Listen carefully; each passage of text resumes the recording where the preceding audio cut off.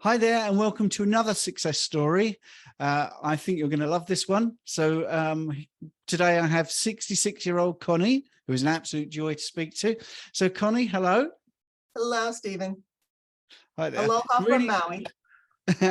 yes. Well, you live in a lovely part of the world. Yes, And it's really nice that you've agreed to do this. And I've already spoken to your husband, and we had a very interesting chat, and that's been a very popular success story. So I just want to get on to my first question, which I ask everybody. Why did you become carnivore?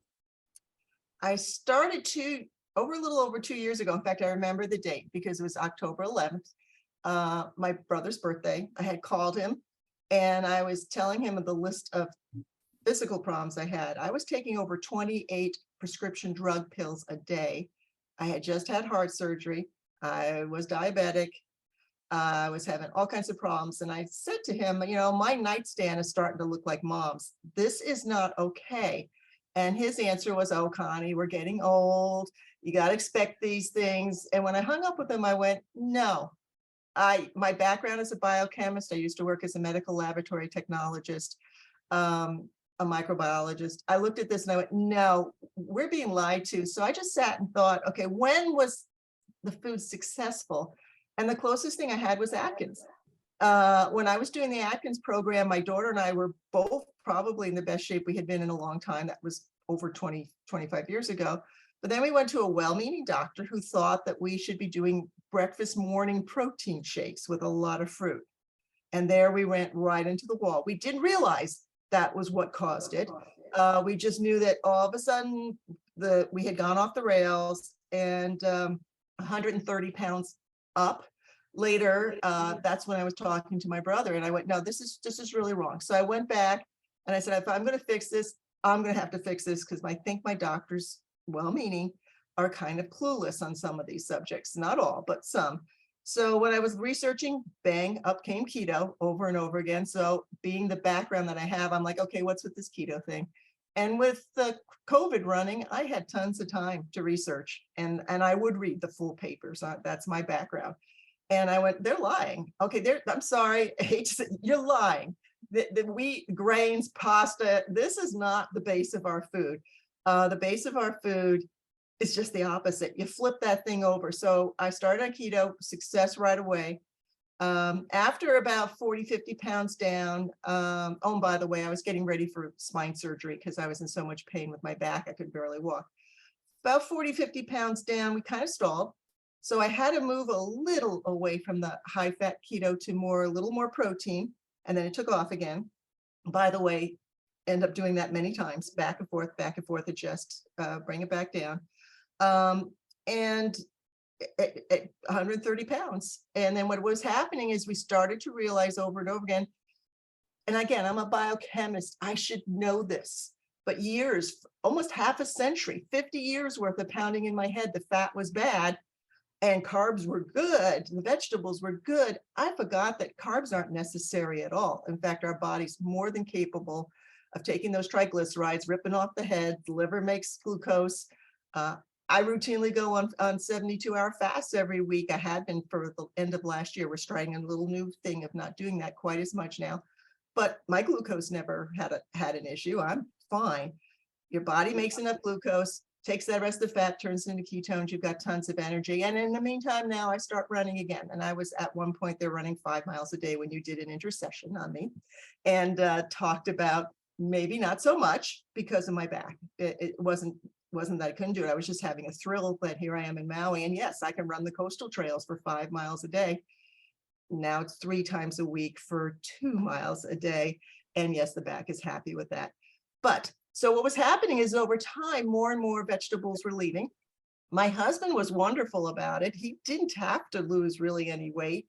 He'd been a lifetime marathon runner and da da da da da. And so, but eventually he'd say, don't make anything special for me. I don't care. And so an example would be a chicken fettuccine Alfredo. I'd make his noodles. I'd make my zoodles out of zucchini noodles. Eventually he said, stop making the noodles. I like your zoodles. And then after a while, we're like, you know what? The best part isn't the zoodles. The best part is the chicken with the Alfredo sauce. So that's how we kept sliding down the scale, closer carnivore. 2 years ago, we did Dr. Berry's challenge with our group for BBBE, beef, butter, bacon, and eggs, tea and coffee. And if I didn't say it, you're not eating it. So beef, butter, bacon, and eggs. And it was a clearing out diet for a month, and then to slowly start re-entering foods. And when we got to the end of that, it was like the lights bulb finally went off. And I realized, no, you really don't. Not only do you not need the carbs and all the veggies, they don't do you good. We don't feel our best that way. And then it was capped off by, that was in October, November, Thanksgiving at my house. I made instead of mashed potatoes, I made cauliflower mash, which is delicious with, you know, with all the creams and the sweet creams. And it was delicious, but we all thought, my husband and I both thought we were going to die that afternoon. And that was the reaction to all that cauliflower that we, again, hadn't had in a very long time. And I like cauliflower and I loved this, but it did not love us. And that was kind of it. We were like, okay, we're good. And I would say now over time, we probably eat the BBBE 95% of the time. The 4% more is carnivore, and maybe like 1% I'll throw into the keto land for being sauces, like cocktail sauce with the shrimp, but it's still no sugar added. And that's how we got there. And we have never, both of us, I mean, he's 85, he's going to be 85 in just a couple months. I'm 66. We both have never felt better in our whole lives. Our doctors, we just had all our blood work, we just had all our exams. And even they, the ones who were like not real excited about us doing, not negative, but you could tell that look like, well, we'll see how this goes, are now, I noticed a couple of the doctors are looking a little trimmer these days and have been reading up on the study. So I'm guessing that they may be following this program a bit. I know a couple of our doctors and a couple of their nurse practitioners are. So yeah, it finally did it. And everybody says, are you going to change? When are you going to stop this diet? People who don't know as well. People who know us got it. This ain't going anywhere. When do I want to feel bad again? I mean, I can run if you wanted me to. I could go 5 miles right now out the door. 2 years ago, I couldn't walk. I'd have a hard time getting into the kitchen. I mean, when do I want to go back? Now, it doesn't mean that this is eternal. So it's a lifestyle. It's not a diet. That's why I cringe when somebody says diet. Or they ask me how many pounds I lost and how quick. That to me is red flags, because this is not how many pounds you're going to lose, how quick, although that was a nice extra. And I would agree that most people start it for that reason, but you stay because of what you realize, how you feel. And it's forever. Will I ever never have another dessert? I had 2 last year, one for my birthday and one for my anniversary, which I shared with Richard. And he's fast with the spoon, so he gets most of it. But that's fine. That's going to be my lifestyle forever. I'm wearing the new Libra GCI just to check to see where things are going. And it looks like I'm dead. It's flatline, whether I eat, whatever, my normal meals, nothing. So I'll use it again when we go on the low carb cruise or when we leave the area, when I'm eating, but we still eat out. Restaurants they know us. We have a date night, Friday night, standing reservation at a 5-star restaurant right up here. And they're making all this fancy food. And you know what they make for us? A ribeye steak with 3 fried eggs. There we are, no bread on the table, and don't even ask us about dessert. Every Friday night, they laugh. The people in the kitchen will come out and say, "We know you're here. We saw the eggs." It's like, yeah, we're here. There's no place we've ever gone that couldn't do it. There are places we've gone where I'm suspicious about some of their cooking sauces and spices and stuff, and that's why then this comes in handy, because if I'm eating something, I'm going to eat there several times during that week, say like on a cruise, I need to know that sauce, yeah, no, it's not clean. And it's just my choice. If I'm going to choose to have a more glucose, I'd rather have it in some very special dessert than in some gravy that they just threw in the bottom of plates. But again, it's forever. I don't see it changing. Obviously, to say never needed spine surgery, never will, God willing. I was no longer a diabetic. I knew within 6 weeks, which by the way, that was in October. I started keto mid-October. That Christmas Eve, I was in the hospital, full kidney failure. And it was a drug interaction it turned out to be a drug interaction between all the drugs I was taking. They didn't know that, so they were throwing on top of it more drugs and more antibiotics, which just exasperated it. So I went all the way down. I don't know if you're familiar with it, eGFR. It was 14 when I hit the hospital. Yeah, that's bad. I went in thinking things were actually getting better, and I was informed to expect to be there for a week to go on dialysis, and they're going to put me on the kidney transfer list. That's not good. So I already told them, nope, we're done. And most of these drugs I dropped. I informed my doctor what I was doing. I did keep the heart medicines because that was the most extreme, and I still needed to lose more weight to clear those. But right now I take one pill, and it's a thyroid pill. And I tried to get off of that, but apparently, no, we're not getting off of that, but it's Armour Thyroid. That's it. And my number of supplements I take, I used to take handfuls of supplements every day. I think I take 4, like vitamin D, vitamin K, CoQ10. I mean, it's just a small bunch of things. And everybody else around us is sick now with the winter flu, and we're happy as clams. So it's going good, Stephen. It's going really good. Sounds great. So you're type 2 diabetic, but Not anymore. Not anymore. And You know what my A1C is? 4.9. Wow. And do you want to show people your monitor? You showed me. Oh yeah, I'll show you. It's really boring, but I just wanted to verify. So this is what it looks like for the day, for like yesterday. And I'm going to try to. Whoops. Go back. No, it just is. Oh no, it's going to give you my credit card. Never mind. Here we go. Look at that. Can you Isn't see that that? beautiful? Yeah, that's brilliant. Okay, That's brilliant. it's hard to tell, but it's like no difference. It's between 50 and 100, maybe 110. And so the range really is staying around 20 points. I bounce meals or no meals. I'm around 80, 90, maybe occasionally. Doesn't matter if I'm eating, if I'm running, nothing. And that's carnivore. That's carnivore. And that's carnivore.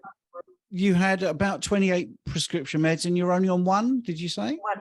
I had 28 pills I would take a day, prescription pills, and now I take one tiny one in the morning. That is fantastic. Did you have any?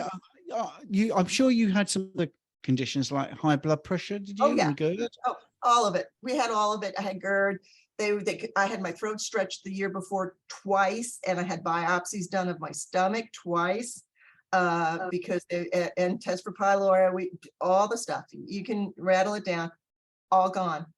And it's fun. I told the doctor who was the one that was monitoring the throat and did the procedures. I said it was the food. Once I got rid of the grains and the sugar, it went away. I don't think he doesn't believe me. I mean, the answer to everything is here. Take another pill. And no, gone. It's all gone. And then, by the way, I'm off the heart medicines too. Because I no longer have arrhythmias, I no longer have to take the blood thinners. So that was a serious pill that I was taking with the blood thinners, which is now gone. It's amazing, isn't it? It is amazing. Did you have thyroid issues at all? Oh yeah, I still do. And I'm one of those people who really does have hypothyroid. We tried to wean further off even the thyroid pill, but it needs to stay, unfortunately, for now. But we'll see. Who knows? 5 years out, 6 years out in carnivore, maybe. And we test it several times a year, the full panels, the whole T3, T4, the TSH, the whole thing. And if it flips, it's fine with us. Oh, by the way, my kidney function now is routinely, my eGFR is 100, over 100, 101, 102. And the doctors say that's not possible. We've done it multiple times. My husband, who was, because of his age, was getting that slow degradation of his kidney function, where they're like, yeah, that's normal, and every 10 years you're going to lose another X% of your kidney function. He's going the other way, which they said is unheard of. But I hear it all the time in the carnivore community. People with really serious kidney issues are fine. My kidneys are teenagers' kidneys right now. We're completely fine. So I know the drugs didn't help, and obviously the drug interaction was deadly for my kidneys. So when somebody says, oh, if you go carnivore, you're going to kill your kidneys, or you're going to kill your liver, or you're going to kill. My doctor describes my liver as happy liver. That's what now he says, now you got happy kidneys, happy liver, happy heart. He goes, okay, you're just happy. He didn't even talk at our last big meeting that we had to review all of our records. He spent some time talking to Richard, who all of his numbers improved dramatically. And then he just looked at mine and goes, yeah, there's nothing to talk about here. And off he goes. And it's like, that's a doctor's appointment. That's brilliant, isn't it? It's amazing. So practicalities then, what are you doing? Are you doing 2 meals a day, or do you have a time restriction on when you Yeah, eat? I was doing this 72-hour fast once a week to try to get rid of the loose skin. Um, I'm trying now, and again, this is what constantly happens. You're gonna keep trying. You're gonna keep trying some different things. How's it going? Again, my med lab tech background, I'm constantly doing finger jab checking. What's going on? I just want to know. It's a number. It's ketones, just like the scale is a number. It's a data point, and it helps me see trends of what's going on. But we had been doing OMAD, 1 meal a day, for most of last year. I found, especially when I started running again, that I really needed a 2-MAD, like a 1 meal and one smaller one, or I started to snack, and snacking is a no-go. So now we're doing 2-MAD in that we'll have eggs and some kind of mostly bacon, maybe some leftover meat from dinner before for breakfast. That's around 10-ish for us, because we'll go out and run and do whatever we're going to do first. And then we'll have a second meal, which will probably be about 3, 4 o'clock. I have a prime rib floating in the sous vide right now, and that will be tonight's dinner. And that's pretty standard, a bigger piece of meat or something, and it can stand alone. We don't have any problems with just having a slab of prime rib, and what's left from the prime rib will be the breakfast meat for the next day. But generally meats, we live on, Richard's now a prime rib convert. He used to like only ribeyes, but we've got him on prime ribeyes, prime, but also we do got a bunch of flanken cut short ribs, and some ground beef, and we're just messing around with them, different things. But eggs is a big deal. We really, I mean, we can power through eggs in this house. Do you add butter or any Yeah. fats to them? Yes, we do. Now, for right now, because I did the higher fat thing back in November, I gave it 2 months. My weight went up 20 pounds, and I don't want to scare everybody because that's just okay. What happened? It came back down 5, but it's sticking there, and it can't stick there. So that's not cool. I do feel great. So what I'm doing is every time I do something like that as an experiment, I learn something from it. And from this one, it got me over. I was sliding into that bad habit of making scrambled eggs and adding egg whites to my couple of eggs. That's gone.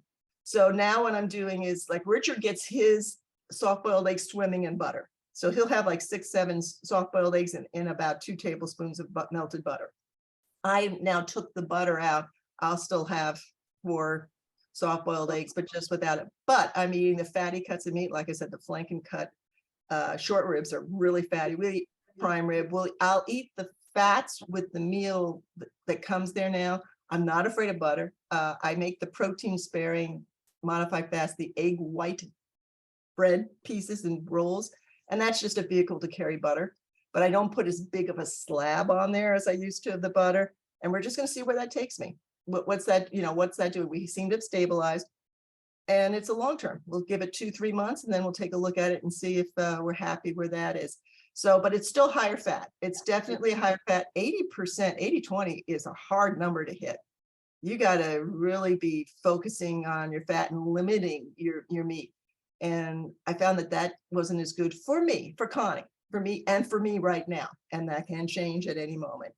But right now, that's what we're doing. So I'm still getting a lot of butter with the bread, and with the fats, with the meats. So I would still call it fatty, but I'm probably stick more like around 70-30 is my ratio.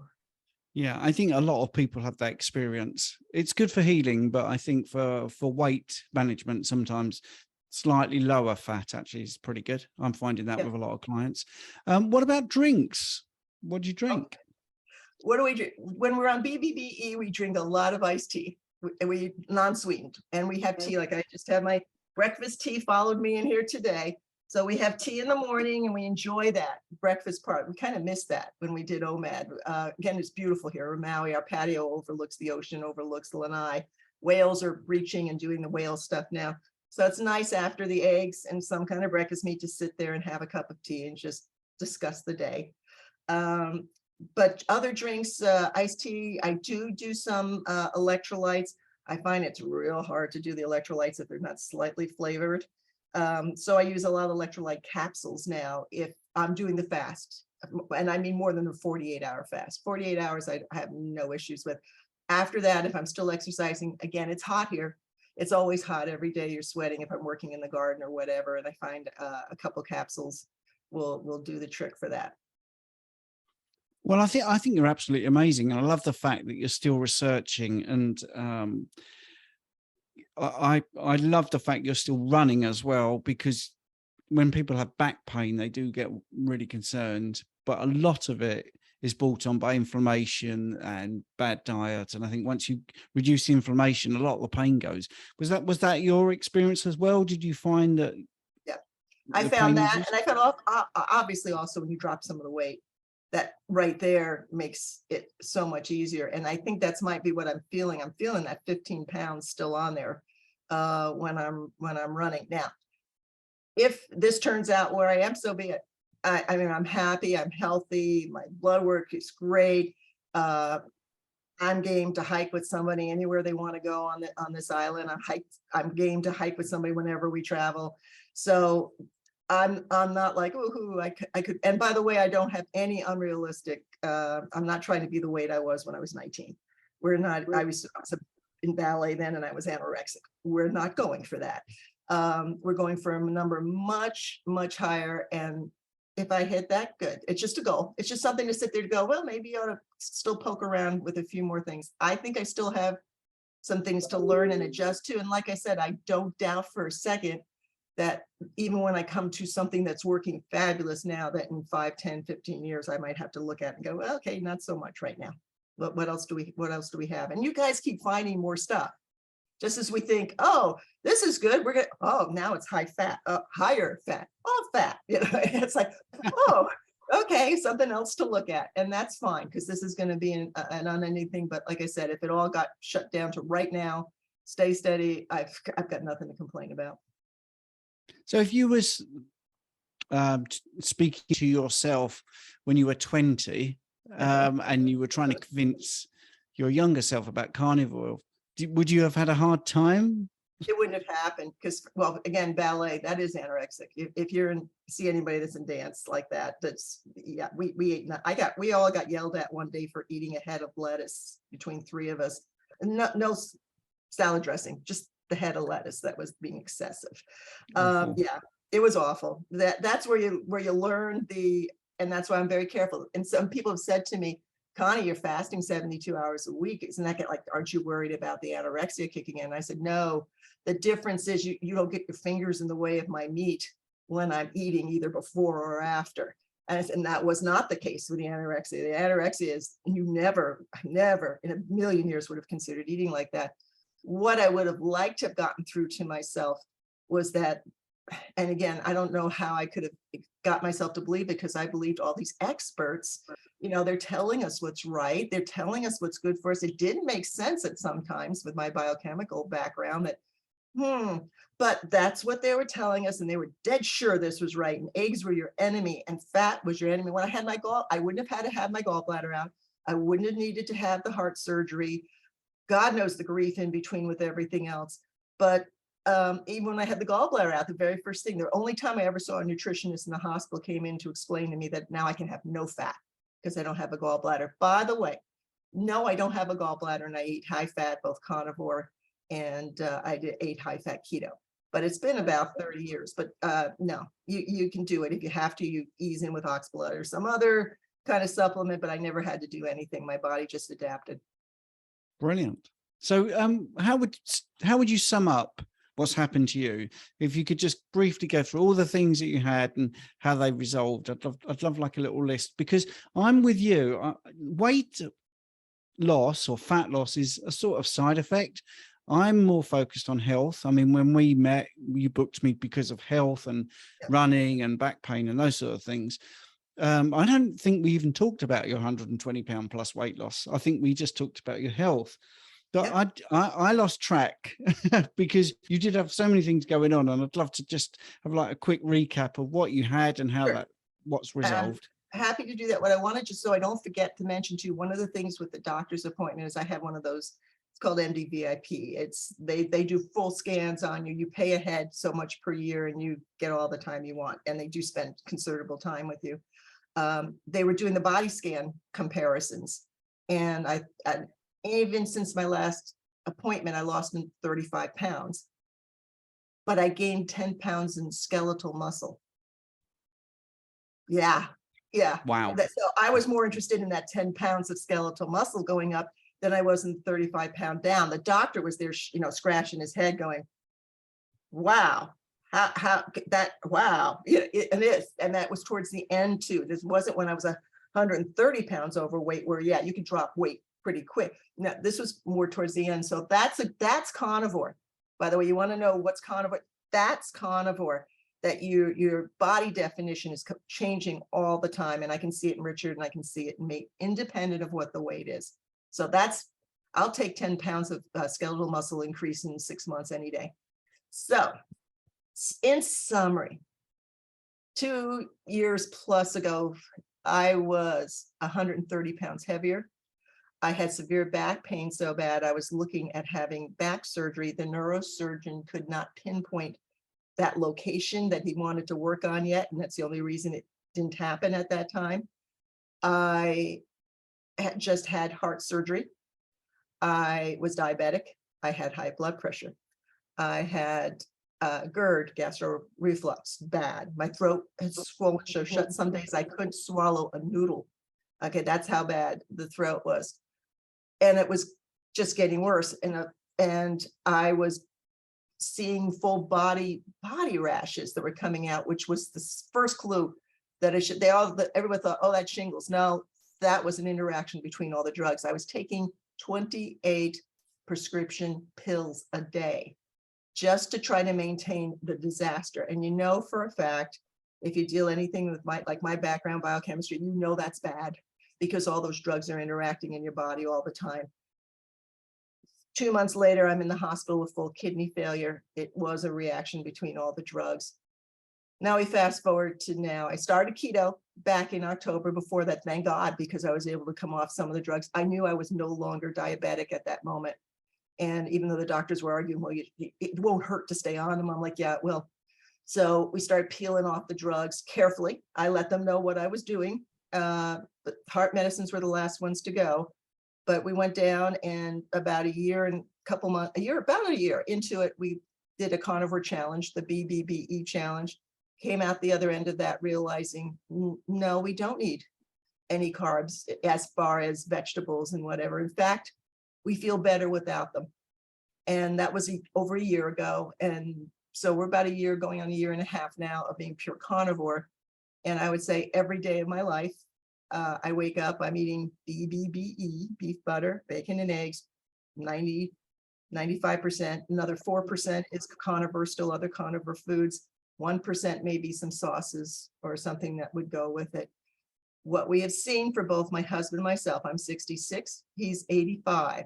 We have never been healthier. I can run. I don't have to worry about just trying to walk across my place. I can run. I was running 5 miles a day until you told me that was a little too much for my back, and you were right. I brought it back down to 2 miles 3 times a week and added free weights. I've added muscle, skeletal muscle for my body. I'm still playing with the different ratios and what's going to work for me good, but this is forever. And there's no way I'm going back. There's no way I want to be sick like that again. That's brilliant. Connie, that is fabulous. So thank you for doing this. I really appreciate it. Really, You're really most appreciate welcome. it. Most welcome. Take care, Stephen.